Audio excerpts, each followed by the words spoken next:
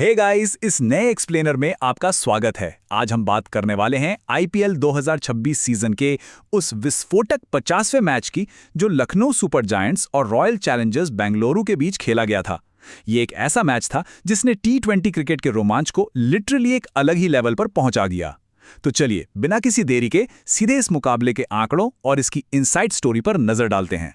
सबसे पहले बात करते हैं उस जबरदस्त फिनाले की जिसने एकाना स्टेडियम में बैठे हर फैन की सांसें रोक दी थीं। स्कोरबोर्ड पर नजर डालें तो एलएसजी ने 209 रनों का एक पहाड़ सा टोटल खड़ा कर दिया था। और सच कहूं तो ये कोई एक तरफा मुकाबला नहीं था, बल्कि एक बेहद करीबी और कांटे की टक्कर वाली जीत थी। लेकिन यहां सोचने वाली बात यह है कि आखिर इतना बड़ा मैच विनिंग स्कोर बना कैसे? क्या यह सिर्फ अंधाधुंध हिटिंग का नतीजा था या इसके पीछे कोई सॉलिड, सोची समझी स्ट्रैटेजी थी? आइए इसे डीकोड करते हैं।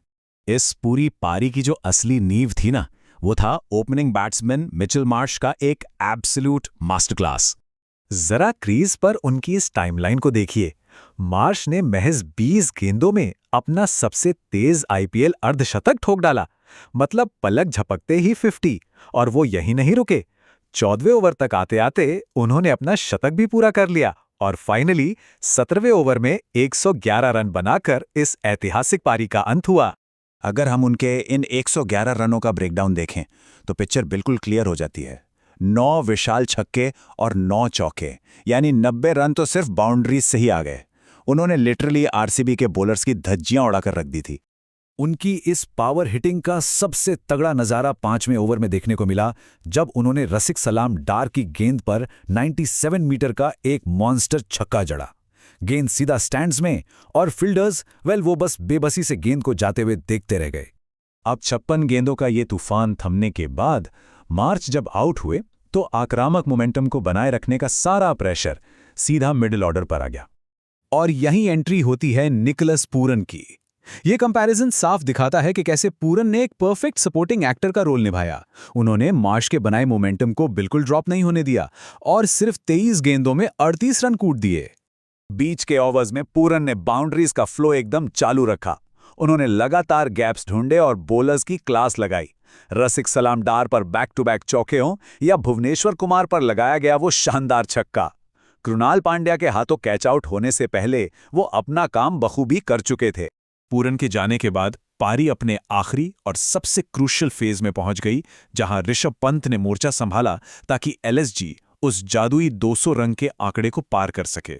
पंत ने डेथ ओवर्स में गजब का कैलकुलेटेड असॉल्ट किया। 19वें ओवर में एक जबरदस्त पुल शॉट से चौका, फिर अगली ही गेंद पर एक और बाउंड्री लगाकर टीम को 200 के पार पहुंचाया और एकदम आखिरी गेंद पर एक क्लासिक इंप्रोवाइज छक्के के साथ इनिंग्स को फिनिश किया। What a finish!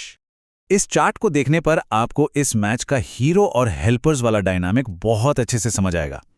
एक तरफ 111 रनों की वो टाइटैनिक सेंचुरी और दूसरी तरफ तेज तरार 60 रनों का वो क्रिटिकल सपोर्ट। अगर वो सपोर्ट नहीं मिलता ना, तो कहानी शायद कुछ और ही होती। तो अब बाउंड्रीज और छक्कों से थोड़ा बाहर निकलते हैं और देखते हैं कि इस करीबी जीत का 2026 आईपीएल की न्यूज साइकिल और बड़े कॉन्टेक्स्ट में क्या मतलब है। पोस्ट मैच बातचीत में आरसीबी के कैप्टन रजत पाटीदार ने बड़ी ईमानदारी से एक बात मानी।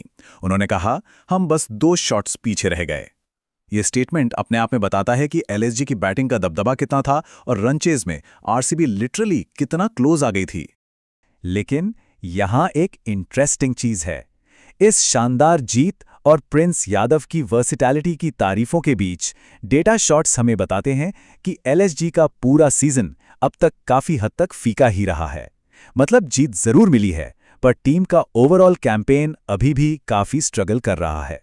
सो इस एक्सप्लेनर से हमारे मेन टेकअवेज क्या हैं?